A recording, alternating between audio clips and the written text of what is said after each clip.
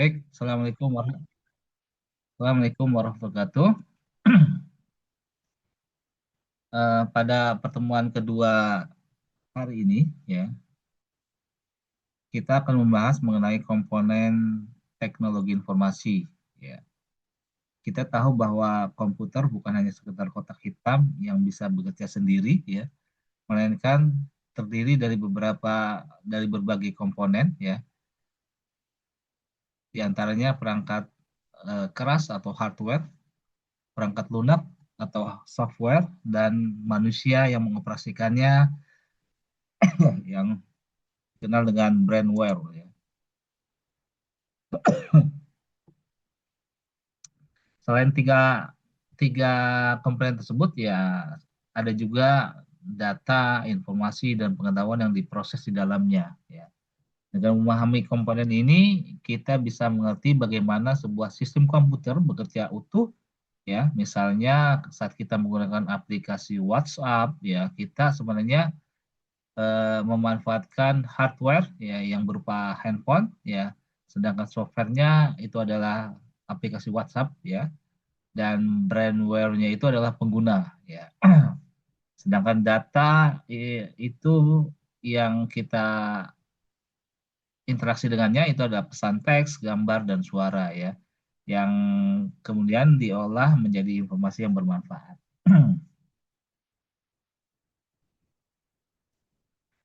Oke, nah ini ada komponen sistem komputer ya. Tadi di depan sudah disinggung sedikit ya. Nah, secara umum ada tiga komponen utama dalam sistem komputer. Yang pertama tadi yang seperti yang saya katakan hardware atau perangkat keras. Ini merupakan bagian fisik yang bisa kita sentuh ya. Misalnya laptop itu kan fisiknya bisa kita sentuh ya. Terus monitor ya, printer, keyboard ya, dan lain-lain yang pokoknya yang terkait dengan sistem komputer ya, bagian komputer yang bisa kita sentuh. Yang kedua, software atau perangkat lunak. Ya, ini merupakan ya program atau aplikasi yang memproses data ya. Contohnya Microsoft Word ya, terus ada itu kalau aplikasi ya Microsoft Word. Software berbentuk OS atau operating system ada Windows, ada Linux, ada Android dan lainnya. Yang ketiga adalah brandware ya atau manusia yang menggunakan komputer gitu ya. Nah, misalnya operator ya, terus mahasiswa yang menggunakan laptop atau seorang programmer yang membuat aplikasi ya. Nah, yang perlu kita ketahui bahwa tanpa brandware ya maka hardware dan software tidak ada gunanya ya. Karena hardware dan software itu diciptakan ya dibuat ya untuk digunakan oleh manusia gitu kan. Coba kita bayangkan kalau misalnya kita mempunyai komputer yang canggih ya, tapi tidak ada orang yang menggunakan atau menjalankan ya, itu kan sia-sia saja gitu.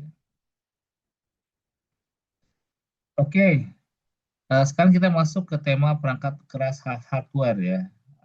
Sorry, perangkat keras komputer atau hardware. Nah, ada beberapa komponen hardware ya. Di sini dijelaskan ada Central Processing Unit atau CPU, ada penyimpanan atau memori, ada input device, yaitu peralatan input ya seperti keyboard, mouse, scanner gitu ya.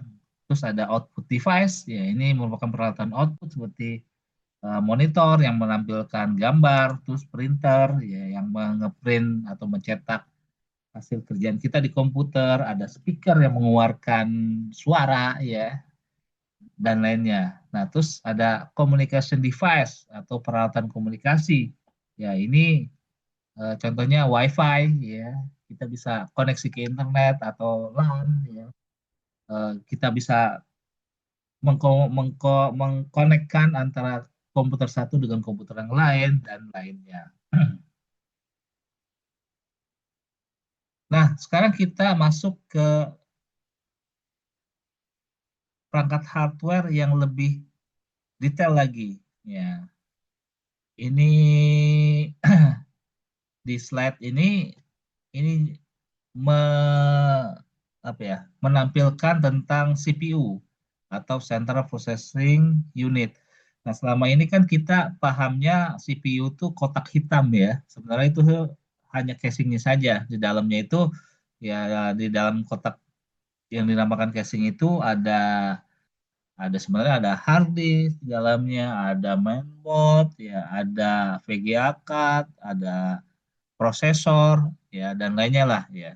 Nah, sebenarnya ya yang dikatakan CPU atau Central Processing Unit, ya ini adalah ini prosesor nih. Karena disinilah komputer itu diproses, gitu. Jadi otaknya ada di sini, ya. Nah, di dalam CPU ini, ya ini sebenarnya terdapat komponen lagi nih. Ada bagian lah, bukan komponen, ada bagian. Ada yang control unit ya, ya. Terus ada arithmetic logic unit atau yang disingkat ALU gitu ya. Nah, sedangkan CPU sendiri dia bekerja dalam 4 tahap siklus mesin. Yang pertama fetch, yaitu mengambil instruksi dari memori. Terus ada decode, ya decode itu menerjemahkan instruksi. Terus yang ketiga execute itu menjalankan instruksi dan yang keempat store menyimpan hasil ke memori ya. Misalkan begini, saat kita menekan tombol enter ya CPU itu sebenarnya mengambil perintah dari memori menerjemahkan arti ya, menerjemahkan artinya terusnya menjalankan perintah lalu menampilkannya di layar. Nah, kita lanjut ya. Nah, ini dia nih. Cak, sebenarnya ketika sorry maksudnya gini, siklus cara kerja mesin seperti ini ya. Ada fetch, decode, execute, store, communication device ya. Nah,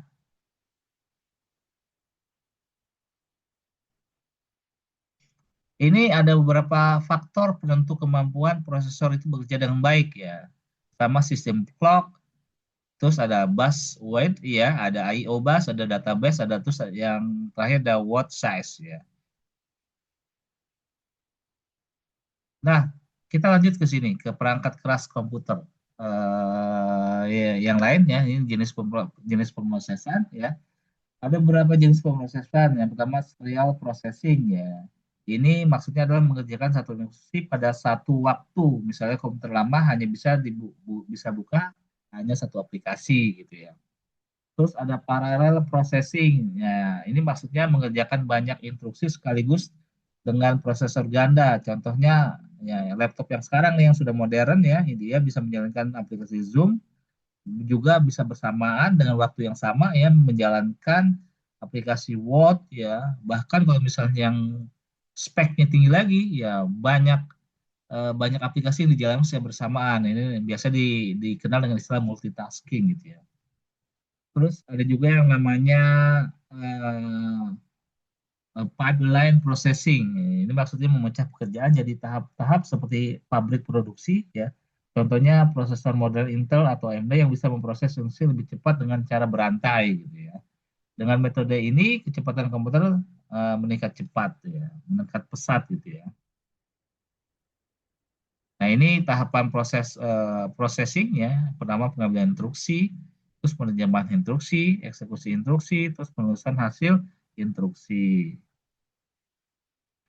Nah, kita lanjut ke media penyimpanan ya. Di sini ada primary storage ya, RAM, singkatan dari Random Access Memory.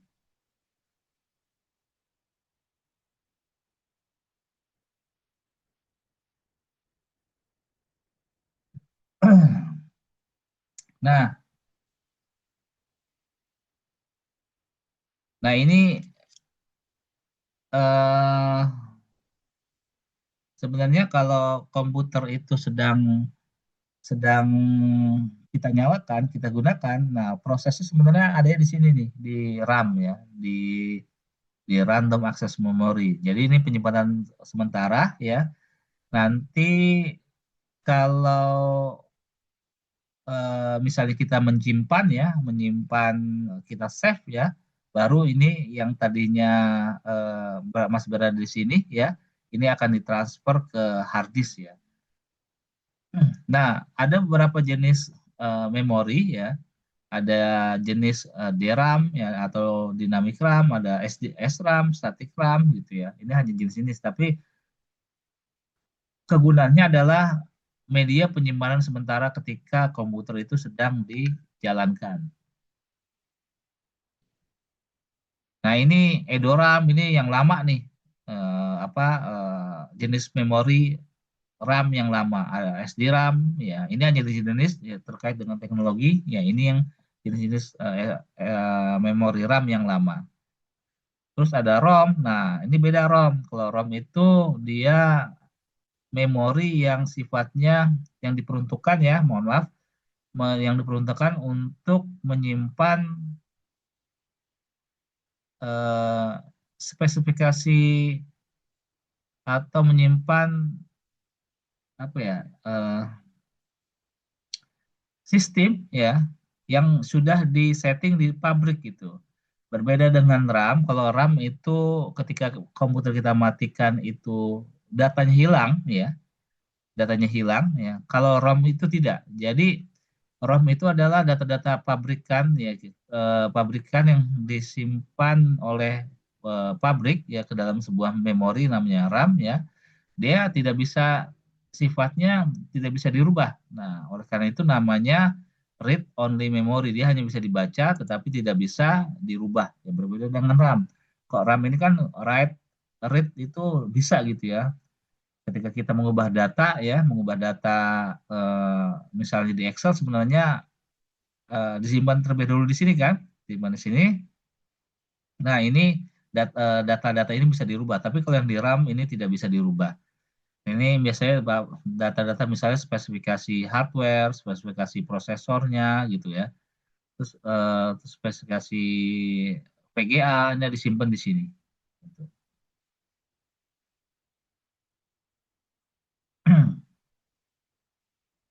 Nah, ini apa ya?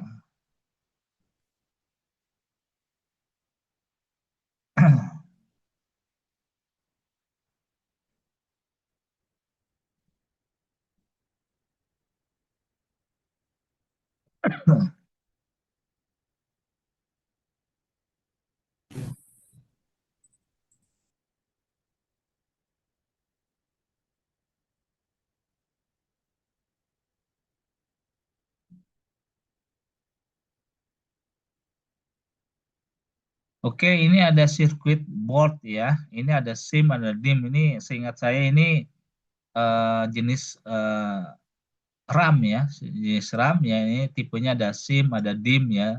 Jadi teknologi yang lebih awal tuh SIM kalau nggak salah, terus DIM gitu ya.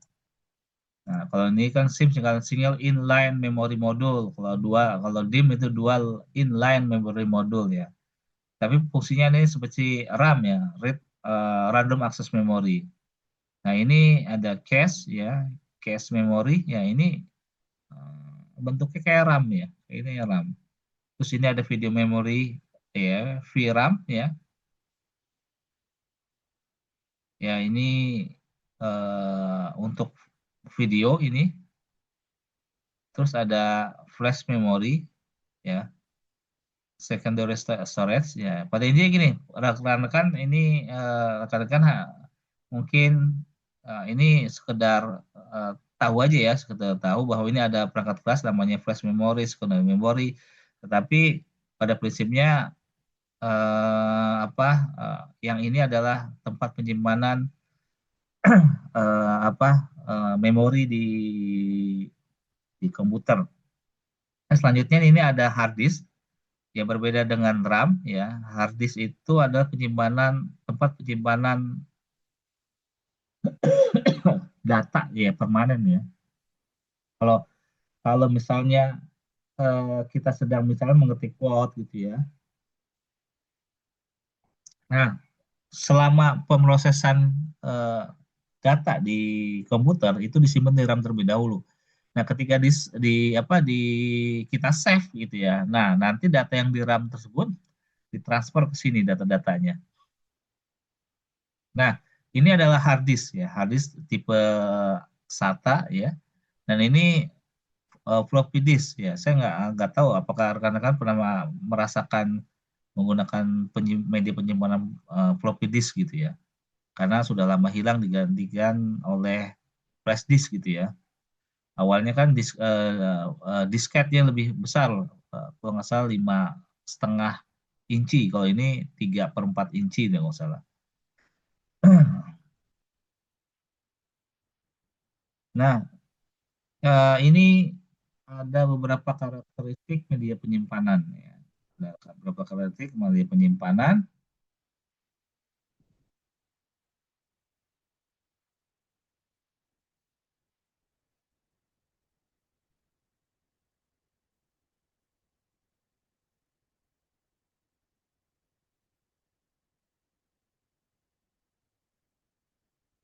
Oke, media penyimpanan nih karakteristiknya pertama kecepatan ya, terus metode akses ya, bisa serial access, random access, atau parallel access, ada portability, ada capacity.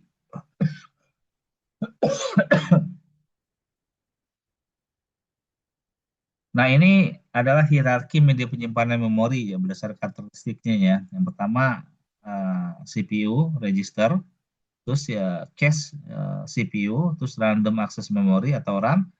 Nah, ini baru secondary storage. Nah ini kan nih kalau ini sifatnya sementara ya. Kalau komputer mati ini akan hilang ya. Nah, kalau yang ini secondary storage ini sifatnya permanen nih ya. Eh, tetapi syaratnya ya kita harus menyimpan terlebih dahulu ya. Simpan terlebih dahulu. Kalau sudah disimpan, nanti kalau listrik mati atau kita matikan komputer, dia sudah tersimpan di sini gitu. Jadi selama belum disimpan ya, ini masih di primary storage ini gitu.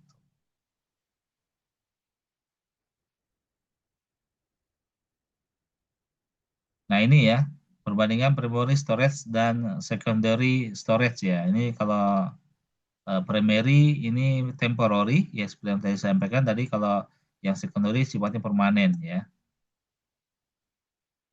Ini ada peralatan input ya. Ini contohnya keyboard ya. Kita tahulah keyboard seperti apa ya. Terus ada mouse, ada trackball ya, trackball. Ya, ada joystick. Ini buat game biasanya ya. Terus perangkat hardware yang lain ada terminal ya. Terminal bentuknya seperti monitor gitu ya. Ada dumb terminal, ada ATM, ada point of sale terminal ya. Kayak ATM tuh sebenarnya kan pada intinya tuh komputer ya, komputer yang ditambahkan alat untuk mengeluarkan uang gitu ya. Seperti itu. Ini dalam terminal nih yang apa ya? Mungkin eh, komputer zaman-zaman tahun 80-an kali ya, tahun 70-an ya. Saya rasa eh, sulit dibayangkan untuk saat ini ya, karena memang sudah lama tidak digunakan. Nah, ini perangkat keras yang lain. Di sini ada optical reading device atau scanner, ya, ada handprint reader, ya, terus ada image scanner, ya, ada scanner. Ya, ini mungkin sering di apa ditemui oleh rekan-rekan gitu ya. Nah, terus ada perangkat keras yang lain, ya, output, ya, perangkat keras output. Di sini ada monitor, ya, untuk menampilkan layar. Nah, kalau ini yang untuk mencetak, ya, output mencetak. Printer ya ada dot matrix, ada inkjet, ada laser gitu ya. Nah, ini ada plotters ya. Ini biasa digunakan di percetakan tuh ya. Kalau rekan-rekan cetak banner ya, ini eh, pasti atau bisa jadi menemui seperti ini. Nah, ini ada komputer output microfilm ya. Ini saya terus terang belum pernah lihat nih. Terus ada audio response unit ARU ya. Ini mungkin kayak seperti alat-alat apa di ini tip kok nggak salah ya, respon unit ya, kayak semacam alat panggilan gitu ya. Nah, ini ada modem ya, modem ya kita tahu lah ya. Kalau sekarang kan sudah nggak asing lagi ya. Tapi kalau misalnya rekan-rekan di rumah itu pakai fiber atau langganan internet, itu nggak ada modem ya, itu langsung koneksi adanya itu semacam router itu ya, router ya. Kalau modem itu biasanya ya, hampir jarang digunakan lagi sekarang modem ya. Kalau sekarang tuh langsung koneksi kalau ke apa ke routernya ya. Oke, sampai sini ada yang ingin ditanyakan nggak rekan-rekan?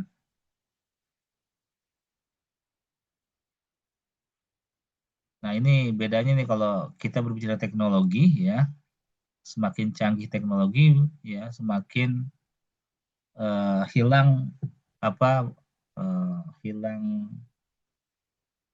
keberadaannya gitu ya. Ini kayak modem ini sudah jarang ditemukan ya, jarang ditemui ya, yang ada langsung eh,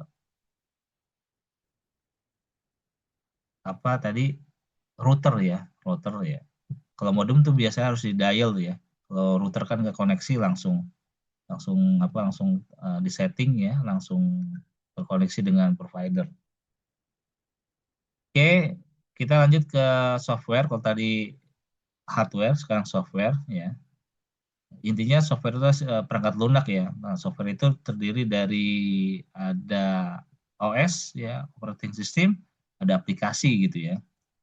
Nah, intinya gini, kalau operating system itu adalah induk dari aplikasi gitu ya. Kalau kalau contohnya begini, kalau misalnya rekan-rekan itu menginstal aplikasi di Play Store ya, itu kalau misalnya tidak ada Android-nya ya, itu tidak akan bisa terinstall gitu kan ya aplikasi yang ada di Play Store. Kenapa? Karena tidak ada OS-nya. Nah, ini eh,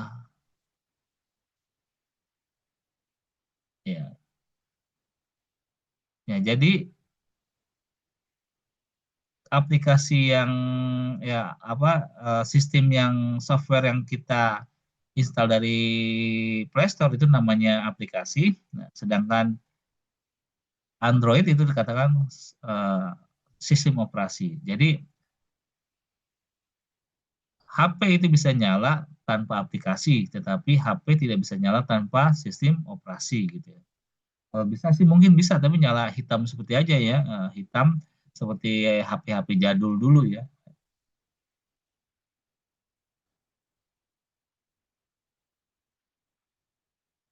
Nah, ini ada beberapa permasalahan software ya. Ya, ini ada masalah biasanya lisensi itu. Ya, orang Indonesia kan senangnya gratis-gratis gitu ya. Sedangkan kalau berbicara software tuh biasanya harganya cukup lumayan ya. Kayak seperti Microsoft Office saja harganya kalau yang asli itu bisa sekitar ya 1 jutaan gitu ya untuk satu komputer ya. Nah, eh, ada juga bahasa pemrograman ya, ada bahasa mesin, ada bahasa rakitan, ya, bahasa prosedur, bahasa tidak prosedur. Nah, ini ya, saya rasa rekan-rekan cukup ini aja ya, cukup tahu ya bahwa ini ada bahasa pemrograman karena ini bukan mata kuliah atau domain yang harus dipelajari oleh rekan-rekan jurusan manajemen. Ini adalah domain atau tugas mahasiswa dari jurusan IT ya murni ya seperti itu.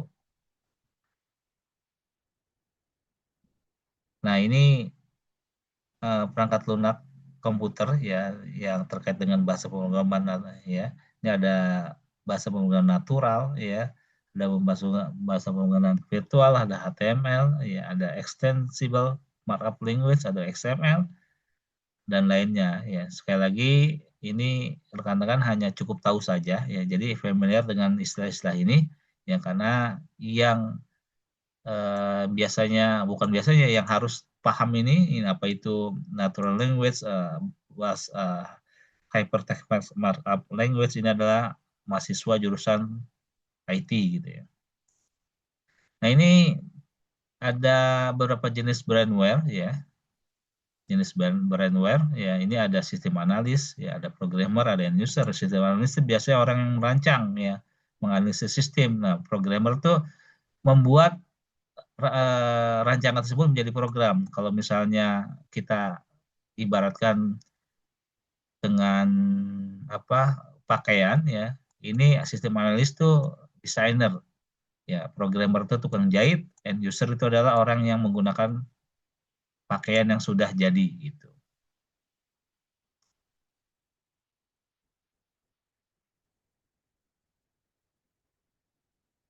Oke, terus ada data ya. Kalau data itu adalah fakta-fakta yang dicatat gitu ya. Itu adalah definisi dari data. Ya, data adalah fakta-fakta yang terjadi ya di kehidupan ini dan dicatat ya. Nah, data ini nanti kita olah dan akhirnya nanti menjadi sebuah informasi yang bisa digunakan oleh orang yang berkepentingan untuk mengambil sebuah kebijakan. Nah, ini dia. Nih, pertama kan data diolah, ya entah itu diolah menggunakan software atau manual, ya. Nanti data-data tersebut menjadi informasi. Kayak Intel kan. Intel kan sebenarnya dia kalau misalnya Intel di lapangan itu dia pada intinya adalah mengumpulkan fakta. Ya, fakta tersebut dicatat, dilaporkan ke markas, ya. Nanti oleh markas itu akan diolah dan menghasilkan sebuah informasi untuk kepentingan penegakan hukum seperti itu kan, atau antisipasi misalnya dalam bidang keamanan. Nah, oke, sampai sini bisa dipahami kan?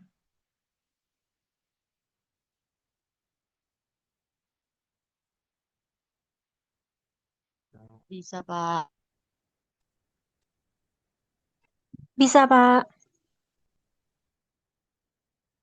Oke, ini ada pengetahuan ya, ada pengertian pengetahuan. Nah, di sini dikatakan bahwa pengetahuan terdiri dari informasi yang sudah diorganisasikan. Jadi kan kalau kita ingin mengetahui sesuatu, ya berarti kan kita harus mendapat informasi ya, informasi gitu kan, intinya gitu kan. Informasi dari mana? Dengan cara belajar gitu kan. Jadi misalnya cara menghitung kubus gimana, karena kita kan harus mendapatkan informasi caranya seperti apa gitu ya. Nah, ketika informasi yang sudah kita terima ya, terus kita praktekkan dan bisa akhirnya kita main dinamakan pengetahuan gitu kan.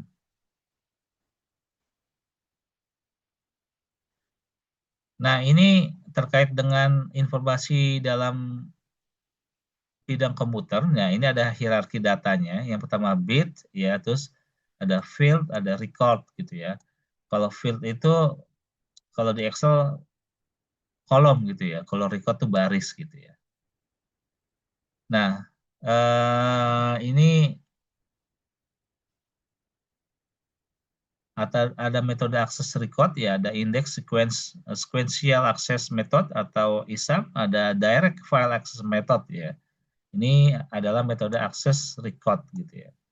Nah, terus ada juga file. Di sini ada istilah file. Kita tahu lah file. Kalau misal kita ngetik ya, kita ngetik di Word kan ada file gitu ya. Filenya namanya apa? Kita beri nama file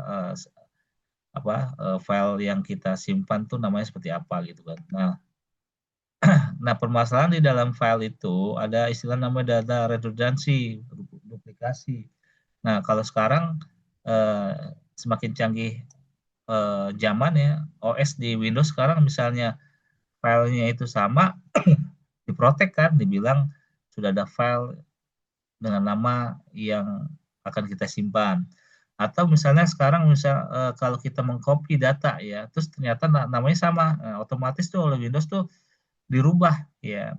Misalnya nama file yang akan kita simpan, yang kita copy adalah coba gitu ya. Ternyata file coba itu udah ada. Nah, oleh Windows otomatis akan ditambahkan eh, apa ditambahkan eh, tanda ya dalam bentuk teks ya supaya tidak sama ya. Misal tadi coba sudah ada, nah pas kita copy paste Windows itu akan otomatis mengubah namanya yang tadi coba menjadi coba satu gitu kan, jadi nggak sama ya. Jadi itu kecanggihan sistem operasi sekarang. Ada data inkonsistensi ya, data tidak tidak konsisten, maksudnya kayak kayak begini, nama misalnya Abdillah, ada yang nulis satu L-nya, ada yang nulis dua, itu kan nggak konsisten gitu ya. Terus data isolasi, pemisahan, ada data integrity, ada data yang saling terkait, ya. Terus ada aplikasi data berdiri sendiri atau independen. Ini biasanya yang standalone nih. Nah, ketika kita berbicara data dengan pendekatan modern, ya, ini dinamakan basis data. Nah, biasanya ini datanya sudah terpusat atau centralized database. Nah, datanya juga terdistribusi atau distributed ya database ya. Eh, terus kalau kita membuat database atau basis data ini ada istilah-istilah namanya IR atau Entity Relationship ya modeling ya di dalamnya itu ada entity class ya ada instan ada identifier ada relationship ya sekali lagi buat rekan-rekan mahasiswa manajemen ini yang penting tahu ya karena ini adalah materi-materi mahasiswa IT gitu ya. Nah ini juga ya, ini database manajemen sistem ini mainan orang apa orang uh, admin database ya.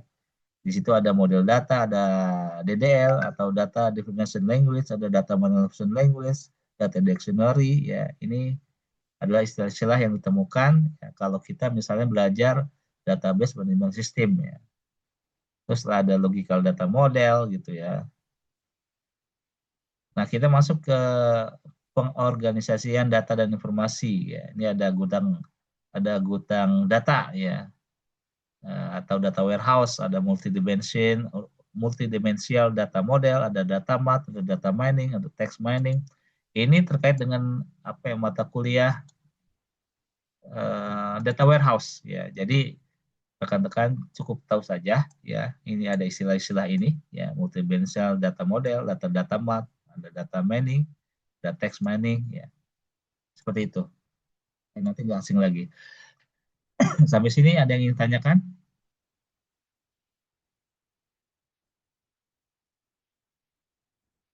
Tidak ada, Pak. Oke, jadi nanti seperti yang saya sudah sampaikan di pertemuan pertama, nanti ada tugas ya. Tugasnya dikumpulkan eh, sebelum UTS. Tugasnya adalah, masih ingat nggak?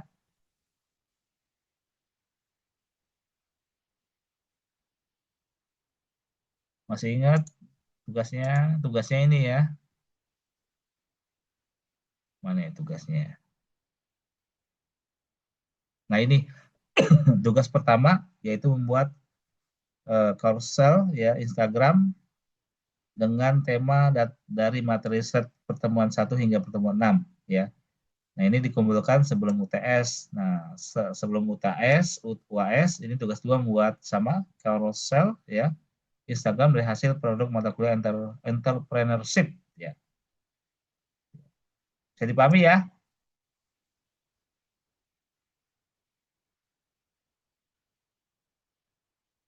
Oke, saya rasa cukup. Nanti materi akan saya upload ya di YouTube. Nanti bisa rekan-rekan simak lagi kalau misalnya ada yang belum mengerti atau bisa WA atau tanya di grup ya. Baik, Pak. Oke, sampai sini Baik, Pak. ya sampai sini ini ada baru 9 orang yang ini nih yang masuk. Ada berapa mahasiswa sih? Oke ya, 11. ya ada berapa?